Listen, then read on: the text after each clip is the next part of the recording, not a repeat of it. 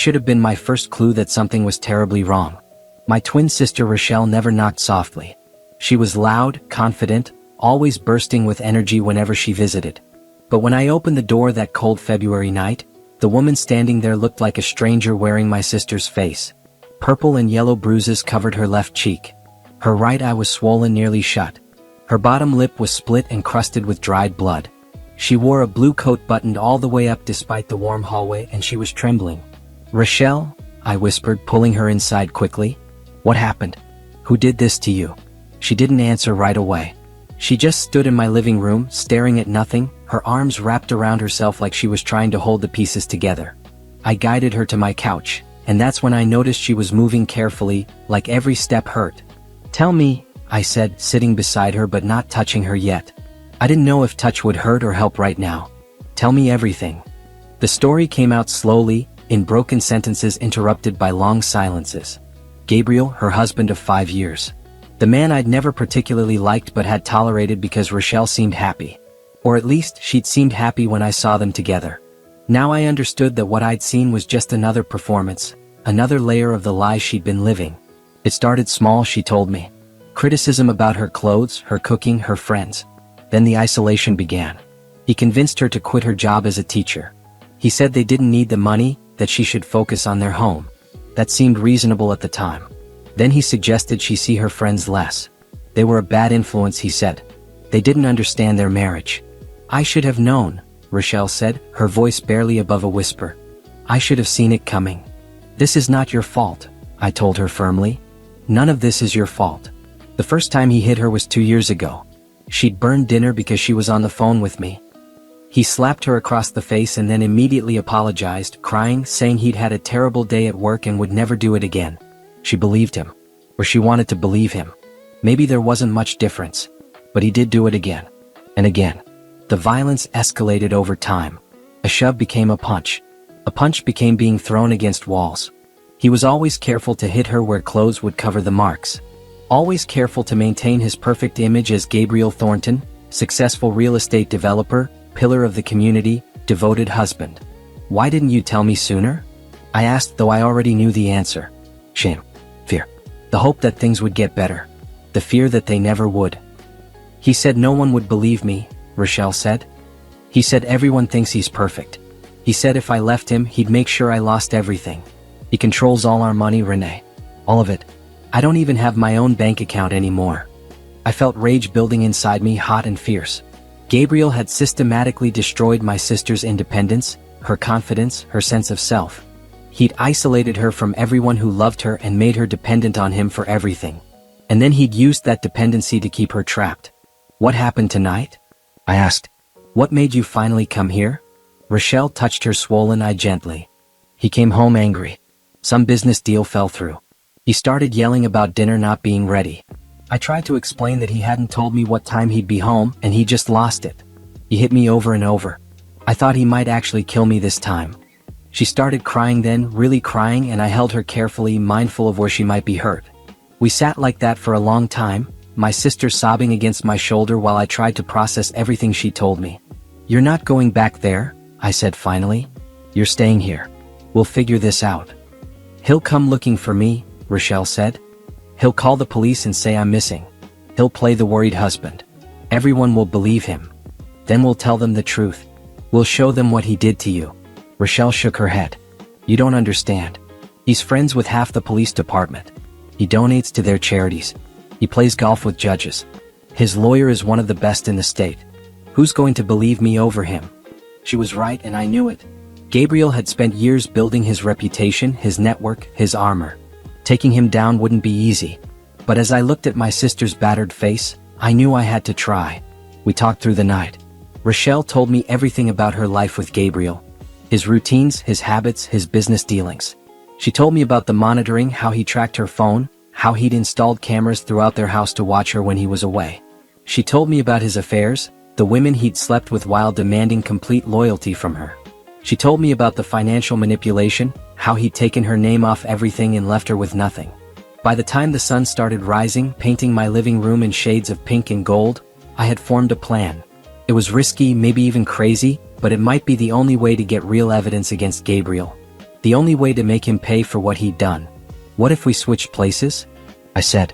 Rochelle looked at me like I'd lost my mind. What? Think about it.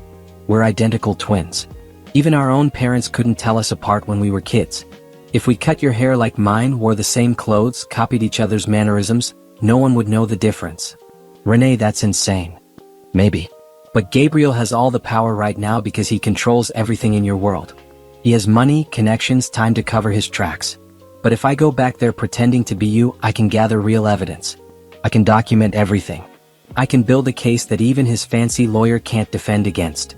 Rochelle was shaking her head, but I could see her considering it. He'd know. Somehow he'd figure it out. Not if we're careful. Not if you teach me everything I need to know. How you walk, how you talk to him, what your daily routine looks like. I can be you for a few weeks while you stay here and heal. And then we take everything I've gathered and we bury him with it. What if he hurts you? I can handle Gabriel, I said with more confidence than I felt. I'm not broken down like he's made you. I'm not afraid of him. And I'll be ready for him in ways you couldn't be. We spent the rest of that day and the next discussing the plan. Rochelle taught me about Gabriel's morning routine, how he liked his coffee, what he expected from her. She showed me old photos and videos so I could study how she moved, how she spoke, the little gestures that made her herself. We practiced conversations with her playing Gabriel so I could learn how to respond the way he expected. It was strange rehearsing how to be a victim. Learning to make myself smaller, quieter, more submissive. Everything in me wanted to fight, to rage, to tell Gabriel exactly what I thought of him. But that wouldn't work. To beat him, I had to play his game. I had to be the wife he thought he'd broken. There's one more thing, Rochelle said on the third day. Gabriel doesn't know about this, but I've been saving money. Just small amounts, cash back from grocery shopping, money I'd find in his pockets when doing laundry. It's not much, maybe $2,000, but I've hidden it in the house. If you can find it, you'll have something. She told me where to look and I memorized the location along with everything else. $2,000 wasn't much, but it was proof that Rochelle had been trying to escape, that she'd been planning for this. By the fourth day we were ready. Rochelle cut her hair to match my shorter style. We practiced one more time, running through scenarios, making sure I had every detail right. And then, on a cold Tuesday morning exactly 1 week after she'd shown up at my door, I put on Rochelle's wedding ring, looked at my sister's face one more time, and prepared to enter her nightmare. Be careful, Rochelle said, hugging me tight. If anything feels wrong, if you think he's going to hurt you, just leave. None of this is worth you getting hurt. I'll be fine, I promised. And in a few weeks, we're going to make him pay for everything he's done to you. He's going to lose everything, Rochelle. His reputation, his business, his freedom. I'm going to make sure of it. I meant every word. The week I spent with Rochelle preparing for the swap was the most intense education I'd ever received. We weren't just learning facts and routines. I was learning how to become a different person, how to inhabit a life that had been carefully constructed around fear and control. Rochelle's days followed a strict pattern. Gabriel expected breakfast at exactly 7 in the morning. 2 eggs over easy, 3 strips of bacon, toast with butter on the side, black coffee. If anything was wrong with the meal, if the eggs were too runny or the bacon too crisp, he'd make her throw it away and start over while he watched and criticized. He times everything, Rochelle explained. He knows how long it takes to drive to the grocery store, how long shopping should take, how long every task should require. If I'm even 10 minutes late, he accuses me of meeting someone or lying about where I've been. I took notes on everything. The grocery store she used, the route she drove, the checkers she usually went to. Gabriel tracked her phone, so every movement had to match expected patterns. He'd installed an app that showed him exactly where she was at all times, and he checked it constantly. What about friends? I asked. Do you see anyone? Rochelle's face fell. Not anymore. He made it too difficult. He'd interrogate me about every conversation, accuse me of talking about him behind his back. It was easier to just stop seeing people. Now it's just me in that house, waiting for him to come home. The isolation was another tool of control. By cutting Rochelle off from friends and family, Gabriel had eliminated her support system. He'd made himself the center of her entire world, the source of all approval or punishment. We practiced walking. Rochelle had developed a particular way of moving through the house, always quiet, always careful not to disturb anything. She kept her eyes down when Gabriel was angry, made herself small in his presence. It went against every instinct I had, but I forced myself to copy her mannerisms exactly. He watches everything, Rochelle said. The way you stand, the way you look at him, everything. If something seems off, he'll notice. He'll get suspicious. I learned about Gabriel's business too. He owned Thornton Properties, a real estate development company that had been growing rapidly over the past few years. He bought old buildings, renovated them, and sold them for huge profits. On paper, everything looked legal and above board. But Rochelle had overheard enough phone calls and seen enough documents to suspect otherwise. "He's involved in something shady," she told me. "I don't know exactly what, but I've heard him on the phone late at night talking about deals that needed to stay quiet, about payments that couldn't be traced. He keeps a safe in his home office that I've never been allowed to open." That was interesting. If Gabriel was involved in illegal business dealings, that could be another avenue to destroy him. Financial crimes, tax evasion, fraud, anything that could bring additional charges and take away the money he used to maintain his power. We went through photo albums together. Rochelle showed me pictures from their wedding, from vacations they'd taken, from family gatherings. In every photo, Gabriel looked perfect. Handsome, successful, smiling. The image of a devoted husband. Rochelle looked happy too, but now I could see the tension around her eyes, the forced quality of her smile. "He made me delete most of my social media," Rochelle said. "He said married women didn't need to post pictures online for other men to see. But he posts constantly. Always showing off our house, our trips, his success. Everything has to look perfect for his image." I studied Gabriel's social media accounts. His profile showed a carefully curated life of success and happiness. Photos of expensive dinners, luxury cars, business achievements. Occasional pictures with Rochelle where she looked like the perfect wife. Comments how lucky he was. It was all a lie. Every single bit of it was a carefully constructed facade hiding the monster underneath. "What about his schedule?" I asked. "When is he usually home?" "It varies," Rochelle said. "Sometimes he comes home at 6, sometimes not until 10 or later. He never tells me in advance, and he expects dinner to be ready whenever he walks through the door. If it's not, or if it's cold from waiting, he gets angry. That meant I'd have to prepare food that could be kept warm for hours, or be ready to cook on demand." Another way Gabriel maintained control, keeping Rochelle in a constant state of anxiety, never knowing when he'd arrive or what mood he'd be in. We practiced conversations with Rochelle playing Gabriel while I responded as her. She'd throw out scenarios, sudden accusations, unexpected questions, and I'd have to respond the way she would. Apologetic, submissive, always trying to appease him. "You're too confident," Rochelle said after one practice session. "You need to seem more uncertain, more afraid. I know it's hard, but that's what he expects. If you seem too strong, he'll know something's wrong." I worked on it, practicing in front of mirrors, watching videos of Rochelle that she had on her phone. I studied the way her shoulders hunched slightly when she was nervous, the way she twisted her hands together, the way she avoided direct eye contact. All the body language of someone who'd been beaten down over years of abuse. On the 5th day, Rochelle took me through the house layout in detail. She drew maps, showing me where everything was kept, where Gabriel's office was located, where the safe was hidden. She told me about the cameras he'd installed in the living room, kitchen, and bedroom. The only place without cameras was the guest bathroom, and even that was only because Gabriel rarely went in there. "The cameras record everything," Rochelle said. "He reviews the footage sometimes, looking for any sign that I'm doing something wrong.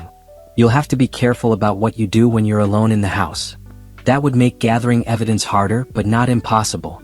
I just have to be smart about when and where I collected information. The cameras might even work in my favor if I could get Gabriel to reveal his true nature on them." We talked about money. Gabriel gave Rochelle a weekly allowance for groceries and household expenses. She had to save every receipt and justify every purchase. He'd canceled her credit cards years ago, closed her bank account, made sure she had no financial independence at all. "That's how he keeps me trapped," Rochelle said quietly. "No money means no way to leave, no way to hire a lawyer, no way to start over. I'm completely dependent on him for everything." But she'd been fighting back in small ways. The cash she'd been hiding was proof of that. And there might be other things Gabriel didn't know about, other small acts of resistance that could help build our case. On the 6th day, we practiced physical scenarios. What to do if Gabriel grabbed me, how to fall to minimize injury, how to protect my vital organs if he started hitting. Rochelle demonstrated the defensive postures she'd learned through painful experience, and I memorized them hoping I'd never need them. "If he gets really angry, he goes for the stomach and ribs," Rochelle said, her voice distant. "He learned early on that hitting me in the face too often would raise questions. But body shots he can hide under clothes." I felt sick hearing this, but I needed to know. I needed to understand exactly what I was walking into so I could be prepared. We also discussed allies. Rochelle had a neighbor, Patricia, who lived 2 houses down. They'd been friendly once, but Gabriel had gradually ended that relationship too. Still, Patricia had asked Rochelle more than once if everything was okay at home. She might be someone who'd notice things, who might be willing to talk if approached correctly. There's also Gabriel's business partner, Frank, Rochelle said. They've been partners for 10 years, but lately I've heard them arguing. Something about Gabriel taking too many risks, making decisions without consulting him. Frank might know things about the business that could be useful. I added these names to my mental list of potential witnesses. People who'd seen cracks in Gabriel's perfect facade, who might be willing to testify if given the chance. By the 7th day, I felt as ready as I'd ever be. We'd been through every scenario we could think of, every possible situation I might encounter. Rochelle had taught me everything she knew about being Gabriel's wife, about surviving in that house, about maintaining the illusion of normalcy while dying inside. Are you sure about this? Rochelle asked one more time. It's not too late to find another way. I'm sure, I said. This is the only way to get evidence that will actually hold up. The only way to make sure he can't hurt you anymore. We hugged, holding each other tight. We'd always been close, but this past week had bonded us in a new way.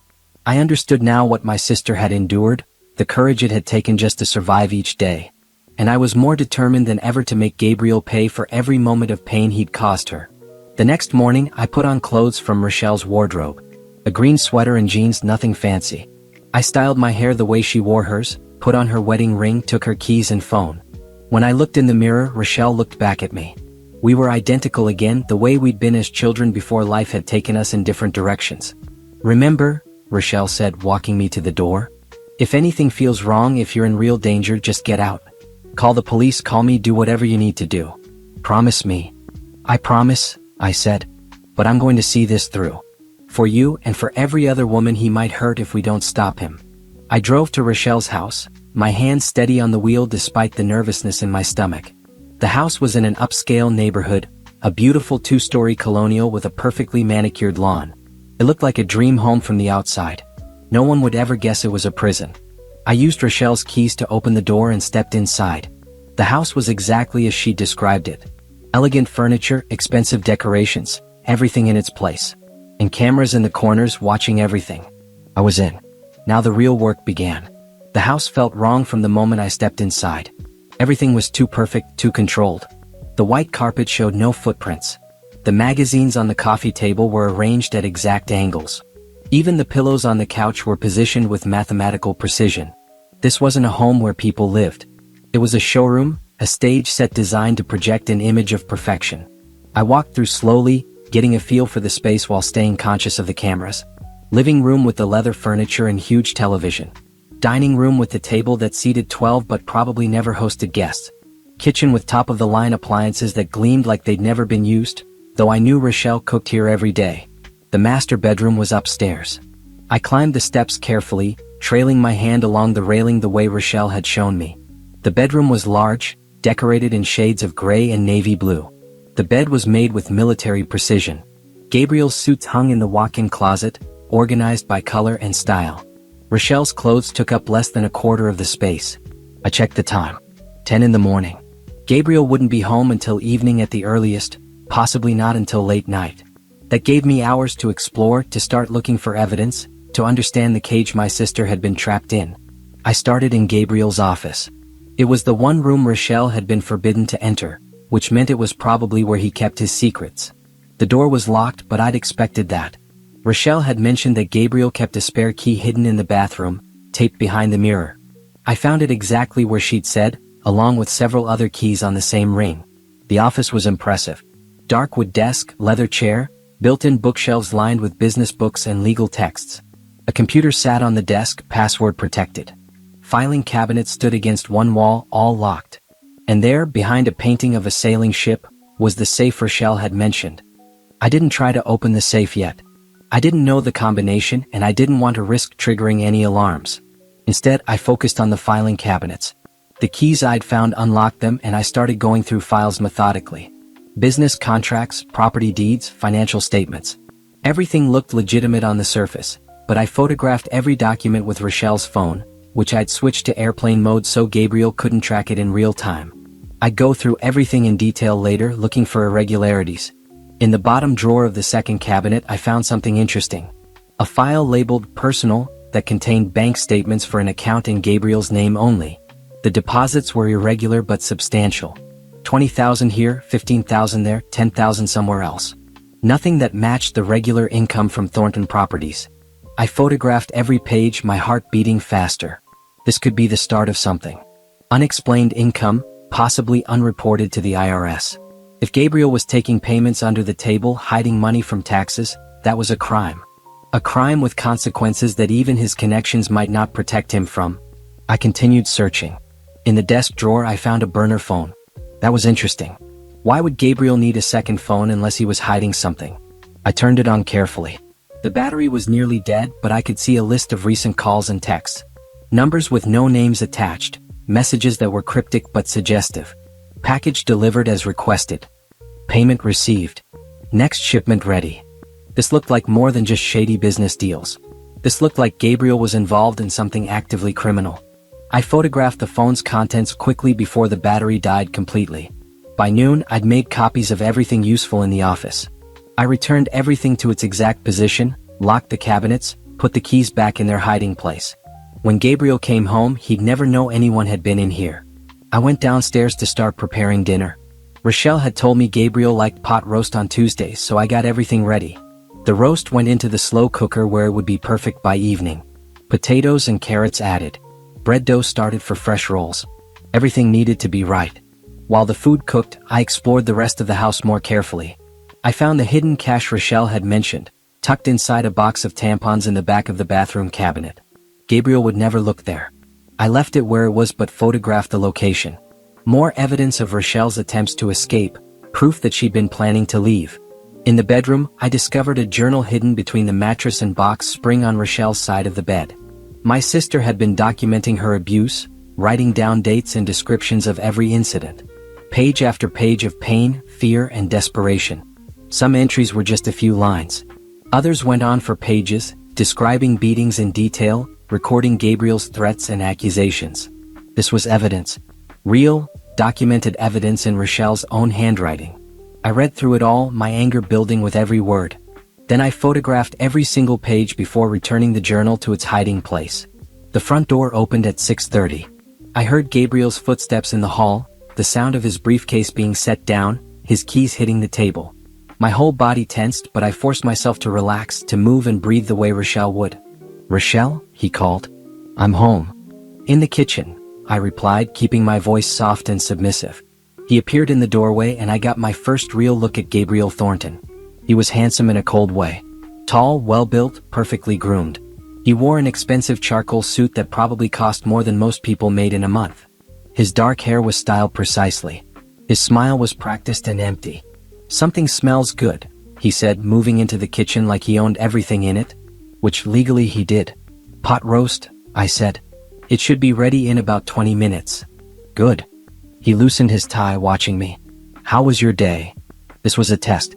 Gabriel always asked this question, and the correct answer had to be brief and positive. Rochelle had warned me about this. "It was fine," I said. "I cleaned the house and ran some errands. Nothing exciting." "Did you go anywhere besides the grocery store?" "No, just there and back." He nodded, apparently satisfied. But I knew he'd check his tracking app later, verify that I'd gone exactly where I said. Control meant verification meant control. "I'll go change," Gabriel said. "Make sure dinner's on the table when I come back down." He left and I exhaled slowly. First interaction passed. He hadn't noticed anything wrong. I was doing this. I set the table carefully, making sure everything was positioned correctly. Plate and silverware for Gabriel at the head of the table, my place to his right. Water glass exactly 1 inch from the plate's edge. Napkin folded in a triangle. Every detail had to be perfect. Gabriel came back down wearing slacks and a polo shirt. He sat at his place and I served him. Pot roast, potatoes, carrots, fresh rolls. I waited until he'd taken his first bite before serving myself a smaller portion. "It's good," he said. "Not great, not delicious, just good." Rochelle had told me Gabriel never gave real compliments. Everything was measured, calibrated to keep her uncertain and seeking his approval. We ate in silence. I kept my eyes on my plate, ate slowly and carefully. This was another test, another performance. Rochelle had learned over 5 years exactly how to behave at dinner to avoid setting Gabriel off. "I have a business dinner tomorrow night," Gabriel said finally. "You'll need to come with me. Wear the red dress I bought you." "Of course," I said quietly. "And Rochelle?" He waited until I looked up at him. "Don't embarrass me. Remember what happened last time?" I didn't know what had happened last time, but I nodded like I understood. I'd have to ask Rochelle about that later, find out what I needed to be prepared for. After dinner, I cleaned up while Gabriel went to his office. I heard him on the phone, his voice too low to make out words. Business calls, probably. Or maybe calls related to whatever illegal activity that burner phone suggested. I finished the dishes and went upstairs. I'd sleep in the guest room tonight, I decided. I could say I had a headache, that I didn't want to disturb him. Creating some distance seemed smart, at least for the first few days. But when I tried the guest room door, it was locked. I hadn't expected that. I checked the other spare bedroom. Also locked. Every room except the master bedroom was locked from the outside. Of course, Gabriel controlled everything, including where Rochelle could sleep. There was no escape, no private space, nowhere she could go to feel safe. Even in her own home, she was trapped. I had no choice but to go to the master bedroom. I changed into pajamas in the bathroom, taking my time, hoping Gabriel would fall asleep before I had to get into bed. But when I came out, he was sitting on the edge of the bed, waiting. "Come here," he said.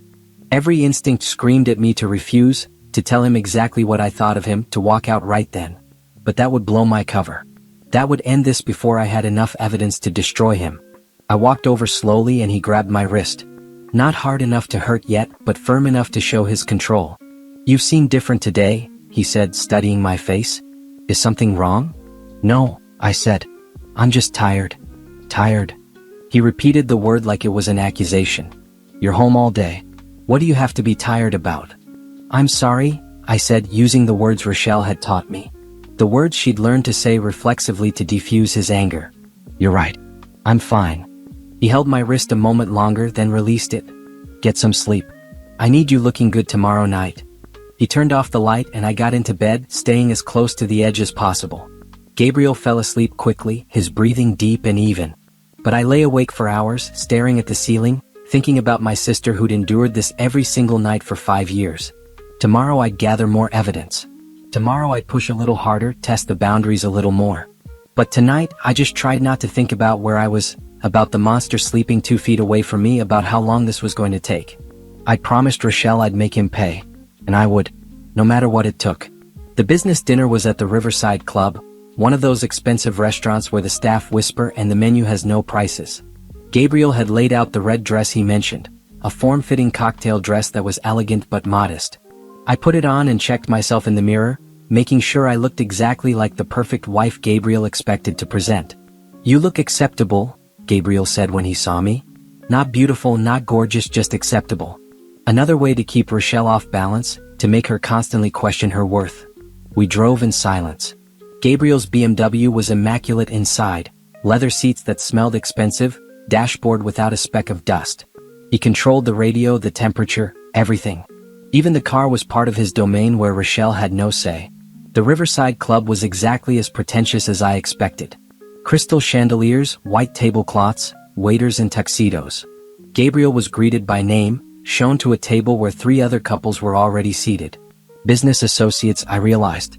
This dinner was about Gabriel showing off his success, his beautiful wife, his perfect life. "Everyone, you remember my wife Rochelle?" Gabriel said, his hand on the small of my back. Possessive, controlling even here. I smiled and nodded, shaking hands, making small talk. The other wives were friendly enough, discussing shopping and upcoming charity events. Their husbands talked business, throwing around numbers and property addresses and profit margins. I stayed quiet, mostly playing the demure wife role. But I listened carefully to every conversation, mentally recording details. Names, business deals, anything that might be useful later. Gabriel's partner Frank was there with his wife Helen. Frank was older than Gabriel, maybe 50, with gray hair and tired eyes. "That Mitchell Street project is moving forward?" Frank asked Gabriel. "On schedule," Gabriel replied. "We should close next month." The permits came through faster than I expected. "I know people," Gabriel said with a smile that didn't reach his eyes. "It's all about connections, Frank. You know that." Frank didn't look entirely happy with that answer, but he didn't push. I filed that away. Mitchell Street project, permits that came through suspiciously fast, Gabriel's connections. More pieces of the picture. Halfway through dinner, I excused myself to use the restroom. The other wives came with me as women often do. In the bathroom, Helen, Frank's wife, touched my arm gently. "Are you all right, dear?" she asked. "You seem a bit tense." "I'm fine," I said automatically. "Just a long day." "Gabriel works you too hard with keeping that big house," another wife said. "My husband's the same way. They expect everything perfect all the time." Helen was still watching me closely. "If you ever need to talk about anything, you can call me. I mean it." There was something in her tone, a significance that suggested she knew or suspected something about Gabriel. I filed that away too. Helen might be an ally if I approached her correctly later. When we returned to the table, Gabriel was in the middle of a story about a recent business triumph. Everyone was listening, laughing at the right moments, congratulating him. He was in his element here, the center of attention, admired and respected. No one would ever believe this man was capable of beating his wife. That was what made him so dangerous. Gabriel was smart enough, charming enough, successful enough that people wanted to believe in him. They wanted to think he was exactly what he appeared to be. The truth was too ugly, too disturbing for them to accept without proof. We left the restaurant at 10. Gabriel was in a good mood, which should have been a relief. But I'd learned from Rochelle that Gabriel's moods could turn instantly. Good didn't mean safe. "You did well tonight," he said on the drive home. "You knew when to talk and when to be quiet. That's important." "Thank you," I said, because that's what he expected. "Frank's been questioning some of my decisions lately," Gabriel continued, more to himself than to me. "He's getting cautious in his old age. Doesn't want to take risks anymore. But that's how you make real money, taking risks others are afraid of." I stayed quiet, letting him talk. When Gabriel got talkative, he sometimes revealed things he shouldn't. Rochelle had mentioned this, how he'd discuss business deals in front of her like she was furniture, assuming she wasn't smart enough to understand what he was saying. "The Mitchell Street deal is going to be huge," Gabriel said. "Triple our investment at least. Frank doesn't need to know all the details of how I made it happen. What he doesn't know won't hurt him." That was interesting. Gabriel was hiding aspects of the deal from his own business partner. That suggested something illegal or at least unethical. More ammunition for later. Back at the house, Gabriel went straight to his office. I changed into comfortable clothes and went to the guest bathroom, the only room without cameras. I locked the door and pulled out Rochelle's phone, which I'd been keeping in airplane mode except for brief windows when I could safely use it. I texted Rochelle quickly, updating her on everything I'd learned. The burner phone, the suspicious income, Gabriel's conversation about the Mitchell Street deal. Then I turned the phone back to airplane mode and hid it in my pocket. When I came out, Gabriel was waiting in the hallway. I jumped, startled. How long had he been standing there? "What took you so long?" he asked. "I wasn't feeling well," I said. "My stomach's been upset all evening." He looked at me suspiciously. "You seemed fine at dinner." "I didn't want to embarrass you by being sick at the restaurant." That was the right answer. Gabriel's image was everything to him. He nodded, accepting the explanation. "Take something for it," he said. "I don't want you looking sick tomorrow. We have the Henderson showing in the afternoon, and I need you to look good." "The Henderson showing?" I asked carefully, trying to sound like I'd just forgotten rather than never knowing. "The penthouse listing I told you about last week," Gabriel said, irritation creeping into his voice. "Don't tell me you forgot." "No, of course not," I said quickly. "I'm sorry, I'm just not feeling well." He stared at me another moment, then turned away. "Get some rest. And Rochelle? If you're going to be scattered and forgetful, you need to work on that. I can't have a wife who can't remember simple things." I went to bed, my mind racing. The Henderson showing was something Rochelle hadn't mentioned because Gabriel probably told her about it after she'd already left. I'd have to play it by ear, figure out what he expected from me as we went. But Gabriel's suspicion was a problem. He was already noticing small differences in behavior, tiny inconsistencies between how I acted and how Rochelle would have acted. I needed to be more careful. Over the next few days, I settled into a routine. Cook breakfast, clean the house, prepare dinner, play the perfect wife. And whenever Gabriel was at work, I searched. I went through his office systematically, photographing documents, copying files from his computer when I managed to guess his password, which turned out to be his birthday plus the year he founded his company. I found more suspicious bank statements, more cryptic texts on the burner phone after I charged it. I found contracts that looked legitimate on the surface but had strange clauses buried in the fine print. I found evidence of bribes, payoffs, deals that involved cash exchanges and no paper trail. Gabriel was running a successful business as a cover for illegal activities. He was bribing building inspectors, paying off city officials, laundering money through property deals. The scope of his crimes was bigger than I'd initially thought. I also found something else. Photos on Gabriel's computer, hidden in a folder with an innocent name. Photos of women who weren't Rochelle. Women in hotels, in restaurants, in various states of undress. Gabriel wasn't just abusive. He was a serial cheater who apparently documented his affairs. Some of the women I recognized from his social media. Business associates, clients, even one of the wives from the dinner at Riverside Club. Gabriel had been carrying on multiple affairs while demanding complete loyalty from Rochelle, while isolating her and controlling every aspect of her life. I copied everything. Every photo, every document, every piece of evidence. I bought a USB drive when I was out grocery shopping, using cash Rochelle had given me so the purchase wouldn't show on the account Gabriel monitored. I stored everything on the drive and hid it with Rochelle's hidden cash. But as I gathered evidence, Gabriel was growing more suspicious. He checked in more frequently during the day, calling or texting to ask what I was doing. He came home unexpectedly once and seemed almost disappointed to find me exactly where I should be, doing exactly what I'd said I'd be doing. "You've been acting strange," he said one night at dinner. "Ever since you got sick that night after the business dinner. Are you hiding something from me?" "No," I said, keeping my voice steady. "I'm not hiding anything." "You better not be," Gabriel said. "You know what happens when you lie to me, Rochelle?" Yes, I knew. Rochelle's journal had documented it in painful detail. But I wasn't Rochelle, and I wasn't afraid of Gabriel the way he expected me to be. That was becoming a problem. I needed to push forward with the plan. I'd been gathering evidence for 2 weeks, and I had enough to start building a case. But I needed to do it carefully. Gabriel was getting suspicious, and a suspicious Gabriel was a dangerous Gabriel. That night, after Gabriel fell asleep, I snuck down to the guest bathroom and took Rochelle's phone off airplane mode for a few minutes. I had a contact, Detective Brian Foster, who Rochelle had found online. He specialized in domestic violence cases and had agreed to look at evidence if we could provide it. I sent him an encrypted email with a summary of what I'd found. Financial crimes, evidence of abuse, documentation of Gabriel's affairs. I asked if it was enough to move forward, if we could start building an official case. His response came quickly. "This is good, but I need more for financial crimes. The abuse evidence is solid. Can you get me bank account numbers, specific transaction details for the suspicious deposits? And we'll need your sister's testimony. Is she ready for that?" I thought about Rochelle, safe at my apartment, healing but still fragile. Was she ready to testify against Gabriel? To face him in court and tell her story publicly? I didn't know. But we'd crossed that bridge when we came to it. I sent back, "I'll get you the financial details. Give me a few more days." The next morning, Gabriel left early for a site visit. As soon as he was gone, I went straight to his office. I needed those account numbers, those transaction details. I needed enough evidence that even Gabriel's lawyers couldn't defend him. I was so focused on the computer that I didn't hear the front door open. Didn't hear footsteps on the stairs. Didn't know Gabriel had come back until he was standing in the office doorway, staring at me sitting at his desk. "What are you doing?" he asked, his voice very quiet.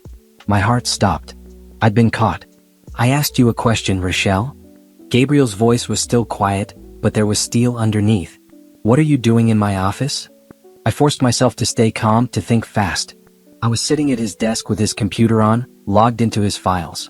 There was no innocent explanation for this. So I had to go with a partial truth.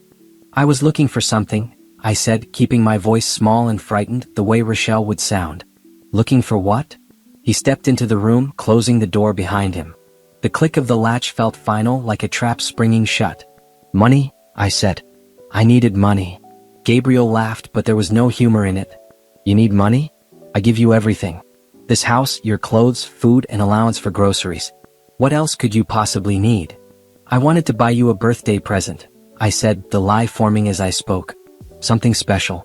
But my allowance isn't enough, and I didn't want to ask because I wanted it to be a surprise." His birthday was in 3 weeks. Rochelle had mentioned it during our preparation. It was a plausible story, maybe plausible enough to work. Gabriel studied me for a long moment. I could see him weighing the explanation, looking for holes in it. You broke into my office, accessed my private computer, to steal money for a birthday present? I wasn't stealing, I said. I was going to pay it back from the grocery money a little at a time. I just wanted to get you something nice, something that showed how much I appreciate everything you do for me. It was sickening saying these words, pretending to be grateful to the man who'd abused my sister for years. But I needed Gabriel to believe me. I needed to defuse this situation before it exploded. Stand up, Gabriel said. I stood, my legs shaking slightly. That wasn't an act. I knew what could happen here. Knew that if Gabriel decided I was lying, if he lost control, I could be seriously hurt. Rochelle had warned me, but knowing it intellectually was different from facing it in reality. Gabriel walked around the desk slowly. He reached past me and closed the laptop. Then he turned to face me, standing close enough that I had to tilt my head back to meet his eyes. Do you know what I do to liars, Rochelle? I'm not lying, I said. I swear, I just wanted to surprise you. He grabbed my chin, forcing me to keep looking at him. His grip was tight enough to hurt. You've been different lately. Distracted. Secretive. And now I find you in my office on my computer. You can understand why I'm having trouble believing you. I'm sorry, I said. I should have asked you. I shouldn't have come in here. I know this is your private space. That's right. This is my space. My office, my computer, my house. Everything here is mine, including you. You don't have the right to be in here, to touch my things, to make decisions without my permission. Do you understand? Yes, I whispered. I understand. Do you? He released my chin but didn't step back. Because I'm starting to wonder if you do. I'm starting to wonder if you're testing me, seeing what you can get away with. I'm not, I said. I promise, Gabriel. I was just trying to do something nice for your birthday. He stared at me for another long moment, then abruptly stepped back. Get out. And Rochelle, don't ever come in this office again. If I find out you've been in here, if I see one thing out of place, there will be consequences. Clear? Clear, I said and fled. My hands were shaking as I went downstairs. That had been too close. Gabriel was suspicious now, actively watching for signs that something was wrong. I needed to be more careful. I also needed to move faster because my window of opportunity was closing. I went to the kitchen and started preparing lunch, trying to look normal, trying to act like the submissive wife Gabriel expected. But my mind was racing. I needed those bank account numbers, those transaction details. But I couldn't risk going back into the office while Gabriel was on alert. Gabriel came down an hour later. He didn't mention the office incident. Instead, he acted like nothing had happened, like he hadn't just threatened me. This was part of his pattern, Rochelle had said. Anger followed by normalcy, keeping her constantly off balance, never knowing which Gabriel she'd be facing. I have to go back out, he said. I'll be home late tonight. Don't wait up. Okay, I said. Do you want me to leave dinner in the oven? I'll eat out, he said. Don't worry about it. He left and I waited 30 minutes to make sure he wasn't coming back. Then I made a decision. I couldn't access Gabriel's office computer safely anymore, but there were other ways to get information. I called the bank number I'd found on those suspicious account statements. Thornton Properties, I said when the customer service representative answered. I need to verify some transaction details on our business account. I'll need to verify your identity first, the representative said. What's the account number? I rattled off the number from the statements I'd photographed. This is Rochelle Thornton. I'm calling on behalf of my husband Gabriel Thornton, the account holder. And what's your relationship to the account? I'm his wife and business partner, I lied smoothly. We manage Thornton Properties together. There was typing on the other end. I'm sorry, Mrs. Thornton, but I don't show you as an authorized user on this account. I can't give out information without speaking to Mr. Thornton directly. I'd expected that, but it was worth a try. I understand. Could you tell me what I'd need to become an authorized user? My husband and I are consolidating our business management, and it would be helpful if I had access. Mr. Thornton would need to come into the branch or submit a notarized form adding you to the account, the representative said. Would you like me to email you the form? Yes, please, I said, giving her an email address I'd set up just for this purpose. Send it to RochelleThornton72@gmail.com. I hung up and checked the email. The form was there. And on the form, as an example, was a sample account number format and details about what information the bank would require. It wasn't everything I needed, but it was something. I spent the rest of the day planning my next moves. Gabriel's suspicion was a problem, but it might also be an opportunity. If he was distracted worrying about what I was up to, he might make mistakes. He might get careless with his own security. I also started being more visible with the neighbors. I'd been keeping to myself, playing the isolated victim role. But now I made a point of being outside when Patricia, the neighbor Rochelle had mentioned, was getting her mail. "Hi," I said, waving. "Beautiful day, isn't it?" Patricia looked surprised but pleased. "Rochelle, it's good to see you. You've been keeping to yourself lately." "I know," I said, walking over to her yard. "Gabriel's been working so much and I've just been busy with the house. But I realized I've been neglecting my friendships." We chatted for a few minutes about nothing important. Weather, neighborhood gossip, and upcoming block party. But I could see Patricia studying me, noticing things. The way I stood a little straighter than Rochelle used to. The way I made eye contact more directly. "Is everything all right?" Patricia asked carefully. "At home, I mean." "Of course," I said, smiling. "Why do you ask?" "No reason," Patricia said, but she didn't look convinced. "It's just, sometimes I hear things. Arguments, maybe. I wanted to make sure you knew that if you ever needed anything, if you ever needed help, you could come to me." "That's very kind," I said. "But everything's fine. Gabriel and I are happy." I left it at that, but I'd planted a seed. Patricia was paying attention. She'd noticed the arguments, the tension. If things escalated, if I needed a witness who'd seen warning signs, Patricia might be willing to speak up. Over the next few days, I continued pushing boundaries in small ways. I took slightly longer at the grocery store than usual. I forgot to make Gabriel's coffee exactly the way he liked it one morning. I wore a blue sweater instead of the green one he'd laid out for me. Each small act of defiance was calculated. I was testing Gabriel's reactions, seeing how much I could push before he exploded. Because I needed him to explode on camera, in a way that couldn't be denied or explained away. Gabriel noticed. He became more controlling, more critical. He checked the mileage on Rochelle's car obsessively. He called multiple times during the day. He went through the groceries when I got home, questioning every purchase. "Why did you buy this brand?" he demanded, holding up a box of cereal. "You know I prefer the other one."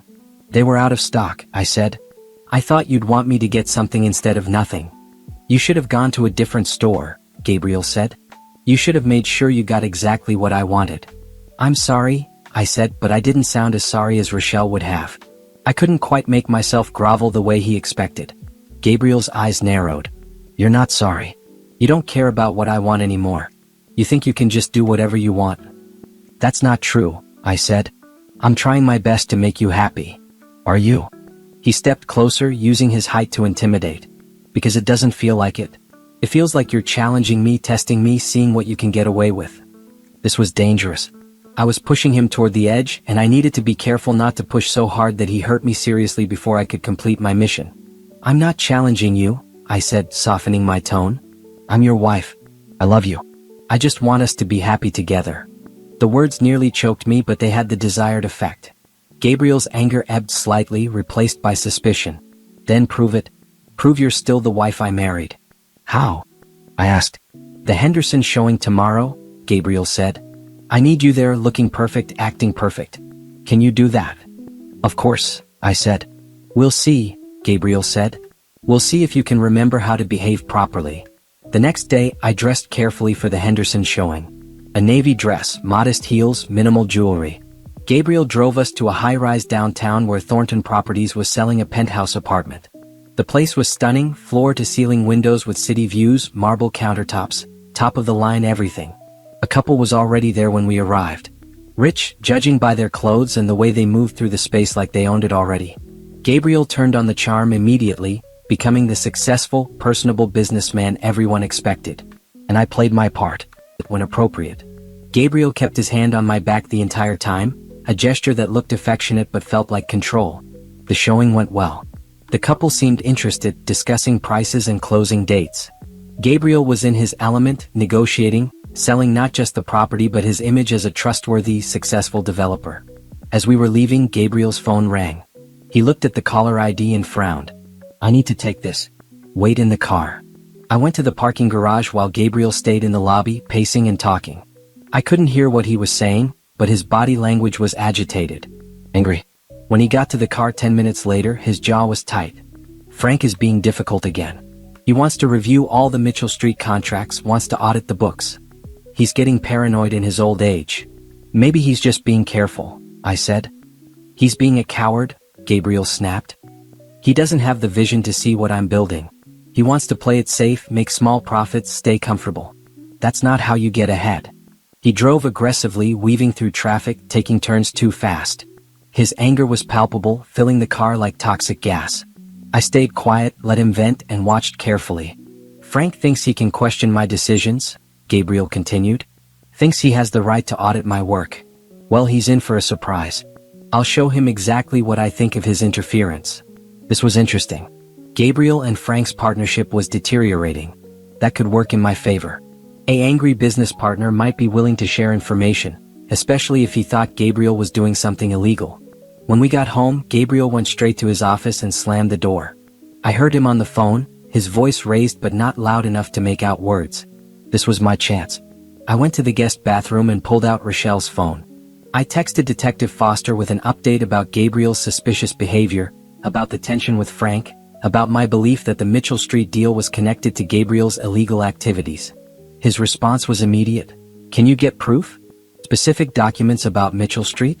That could be the break we need. I replied, I'll try. But he's watching me closely now. I have to be careful. Understood. But we need that proof soon. From what you've told me, we have enough for abuse charges, maybe some financial crimes. But if Gabriel's bribing officials or laundering money, we can add years to his sentence. Get me that proof. I deleted the conversation and put the phone away. Mitchell Street documents. Gabriel kept everything important in his office and I'd been banned from going in there. But I had to find a way. Because Detective Foster was right. The more charges we could bring, the longer Gabriel would be locked away, the safer Rochelle would be. That night, I lay in bed next to Gabriel, listening to him sleep, and formed a plan. It was risky, but everything about this situation was risky. I'd come this far. I wasn't backing down now. Tomorrow, I'd find those Mitchell Street documents. Tomorrow, I'd get the proof we needed. And soon, very soon, Gabriel Thornton's perfect life was going to come crashing down around him. I woke up early before Gabriel's alarm went off. I slipped out of bed quietly and went downstairs to start breakfast. The routine was second nature now. Coffee brewing, eggs cooking, bacon in the pan. Everything had to be ready exactly when Gabriel came downstairs at 7. But this morning I was planning something different. Something risky.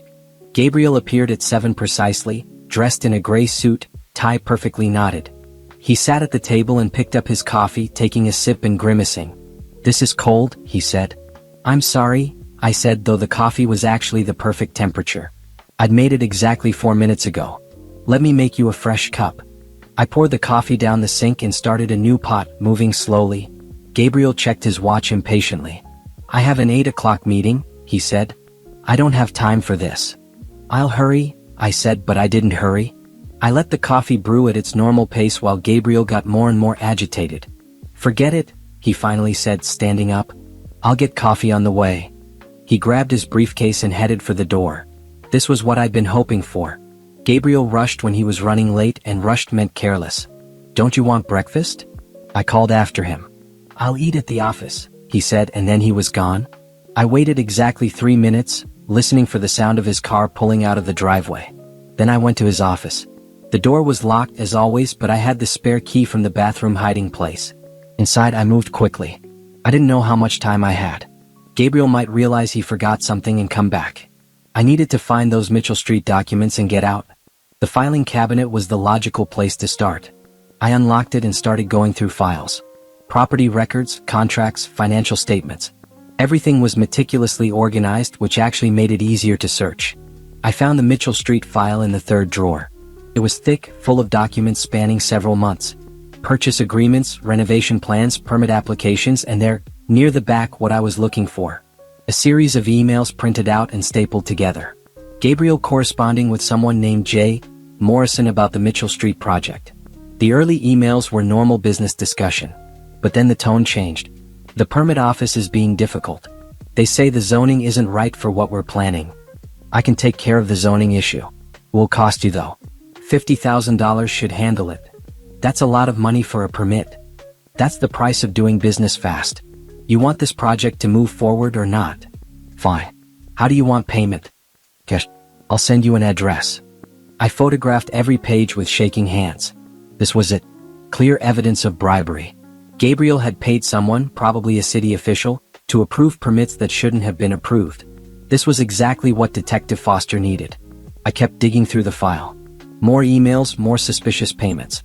Gabriel had been bribing officials for years, greasing wheels to get his projects approved faster than his competitors. It wasn't just Mitchell Street. It was a pattern of corruption. I photographed everything. Bank statements showing cash withdrawals that matched the bribe amounts. More emails discussing payments and favors. Notes in Gabriel's handwriting about which officials were cooperative and which needed to be convinced. I was so focused on photographing that I almost didn't hear the sound of a car in the driveway. Almost didn't hear the front door opening. Almost didn't realize Gabriel had come back. "Rochelle?" he called from downstairs. "Are you here?" My heart jumped into my throat.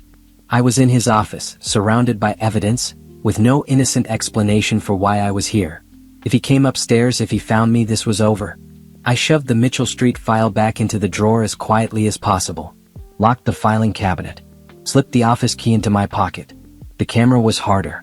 I had it around my neck and there was no time to hide it properly. I stuffed it under my shirt and prayed it wasn't too obvious. "Rochelle?" Gabriel's voice was closer now. He was climbing the stairs. I opened the office door and stepped into the hallway, closing it behind me as quietly as possible. Gabriel appeared at the top of the stairs just as I was walking away from his office door. "What are you doing up here?" he asked. "I was just putting away laundry," I said, thinking fast. "I heard you come in. Did you forget something?" Gabriel studied me for a long moment. I could feel the camera pressing against my stomach under my shirt, could feel my pulse racing, could feel everything about to fall apart. "My phone," Gabriel said finally. "I left it on the bedroom nightstand." "I'll get it for you," I said quickly, moving toward the bedroom before he could stop me. His phone was where he said it was. I grabbed it and brought it back to him, trying not to move too fast, trying not to look guilty. "Here you go," I said. Gabriel took the phone, still watching me carefully. "You seem nervous." "I'm not nervous," I said. "I just didn't expect you to come back." "You startled me." "Did I?" He stepped closer. "Or is there another reason you're acting strange?" "No," I said. "There's no other reason." His hand shot out suddenly and grabbed my arm. Not hard enough to bruise, but firm enough to control. "You're lying to me. I can tell. What were you really doing up here?" "I told you," I said. "Laundry." "Show me," Gabriel said. "Show me this laundry you were putting away." He dragged me to the bedroom and threw open the closet doors. My mind raced, trying to figure out what to say, how to salvage this. But then I saw it. A basket of clean laundry sitting on the closet floor, clothes I'd washed yesterday and hadn't put away yet. "There," I said, pointing. "I was putting those away." Gabriel looked at the basket, then at me. I could see him calculating, trying to decide if I was telling the truth. Finally, he released my arm. "Put it away then," he said. "And Rochelle? Stop being so jumpy. It makes me think you're hiding something." "I'm not hiding anything," I said. "Good," Gabriel said. "Because if I find out you're lying to me, if I find out you're doing something behind my back, there will be consequences. Do you understand?" "I understand," I said. Gabriel left and I heard his car pull out of the driveway again. Only then did I let myself breathe. Only then did I pull the camera out from under my shirt and check the photos. They were there. All of them. Clear evidence of Gabriel's crimes. I'd done it. I'd gotten what we needed. But Gabriel's suspicion was growing. He'd almost caught me. Next time, I might not be so lucky. I needed to move faster, get this evidence to Detective Foster, start the process of bringing Gabriel down before he figured out what I was doing. I called Detective Foster from the guest bathroom, the phone on speaker while I transferred photos to the USB drive I'd been using to store evidence. "I have it," I told him. "Proof of bribery. Multiple instances over several years. It's all documented." "That's excellent," Detective Foster said. "Can you get me copies?" "I'm putting everything on a USB drive right now," I said. "How do we do this? How do we move forward?" "I need to see the evidence first," Detective Foster said. "Then I'll take it to the district attorney. Based on what you've told me, we're looking at multiple felonies. Bribery, fraud, probably tax evasion if he didn't report those cash payments. Combined with the abuse evidence, we can put Gabriel away for a long time." "How long before you can arrest him?" I asked. "These things take time," Detective Foster said. "We need to build an airtight case. But based on what you're telling me, we're close. Maybe a week, 2 at most." "I don't know if I have 2 weeks," I said. "Gabriel's getting suspicious. He almost caught me today. If he figures out what I'm doing, he could destroy evidence or hurt me. Can you get the USB drive to me today? Detective Foster asked. If I have everything, you can get out of there. Go back to your sister's apartment and wait while we finalize the case. I'll bring it to you this afternoon, I said. Where do you want to meet? We arranged to meet at a coffee shop across town, somewhere Gabriel would never go. I'd tell him I was going grocery shopping, give him the usual route I took, and then detour to meet Detective Foster. I finished transferring the files and hid the USB drive in my purse. Then I went downstairs and called Gabriel at his office. I need to go grocery shopping, I said when he answered. We're running low on a few things. Fine, Gabriel said. But be back by 3. I'm coming home early today and I want dinner ready. I will, I said. See you at 3. I hung up and checked the time. 11:30. That gave me 3.5 hours, plenty of time to meet Detective Foster and get back. I grabbed Rochelle's keys and headed out. The coffee shop was busy, full of people working on laptops or chatting over drinks. I found Detective Foster at a corner table, a middle-aged man with graying hair and kind eyes. He'd been patient with me over the past few weeks, answering my questions, giving me advice on how to gather evidence safely. Mrs. Patterson, he said, standing to shake my hand. He knew my real name, knew the whole story of the sister swap. I'm glad you made it. Here's everything, I said, passing him the USB drive across the table. Photos of documents, bank statements, emails, all of it. Everything you need to prove Gabriel's been bribing city officials. Detective Foster plugged the drive into his laptop and started scrolling through files. His expression grew more serious with each page. This is good, he said. Really good. This is evidence of systematic corruption. And you say you have evidence of abuse as well? Photos of my sister's injuries, her journal documenting years of abuse, medical records from a hospital visit after one particularly bad beating, I said. It's all on there. And you're willing to testify? Detective Foster asked. Your sister too? Yes, I said. We both are. We want to make sure Gabriel pays for everything he's done. Detective Foster nodded. Then I'll take this to the DA today. We'll start building the case immediately. In the meantime, I think you should get out of that house. It's not safe for you there anymore. I agree, I said. I'll pack a bag and leave today. Tell Gabriel I'm visiting a sick friend or something. By the time he realizes I'm not coming back, you'll already have the arrest warrant. That's smart, Detective Foster said. Stay safe and I'll be in touch soon. I left the coffee shop feeling lighter than I had in weeks. It was almost over. Soon Gabriel would be arrested, charged, locked away where he couldn't hurt anyone else. Rochelle would be free. I would have kept my promise to her. I stopped at the grocery store on the way home, buying everything on my list so Gabriel couldn't accuse me of lying about where I'd been. I checked the time. 2:15. Perfect. I'd be home with time to spare. But when I pulled into the driveway at 2:30, Gabriel's car was already there. He'd said he wouldn't be home until 3. Why was he here early? I grabbed the grocery bags and went inside, my stomach sinking. Something was wrong. I could feel it. Gabriel? I called. I'm home. No answer. The house was quiet but not empty. I could sense him here somewhere, waiting. I put the groceries on the kitchen counter and turned around. Gabriel was standing in the doorway, blocking my exit. His face was calm, but his eyes were cold. Hi, honey, I said, trying to sound normal. I didn't expect you home so early. I bet you didn't, Gabriel said. Where were you, Rochelle? Grocery shopping, I said. I told you I was going. Grocery shopping, Gabriel repeated. That's funny. Because according to your phone's location history, you went to a coffee shop on the other side of town. You were there for 45 minutes. Who were you meeting? My blood ran cold. The tracking app. I'd forgotten about the tracking app on Rochelle's phone. Gabriel had been monitoring my location the entire time. I stopped for coffee, I said. I was tired. I needed a break. You're lying, Gabriel said quietly. You're lying to me about where you were and what you were doing. And I think I know why. He pulled something out of his pocket. My stomach dropped. It was the spare key to his office, the one I'd been using. The one I'd forgotten to put back in the bathroom hiding spot. I found this in your pocket when I was doing laundry last week, Gabriel said. You've been in my office. You've been going through my things. And I want to know why. There was no point in lying anymore. He knew. Maybe he'd known for days and had been watching me, gathering his own evidence. Maybe he'd been playing me the same way I'd been playing him.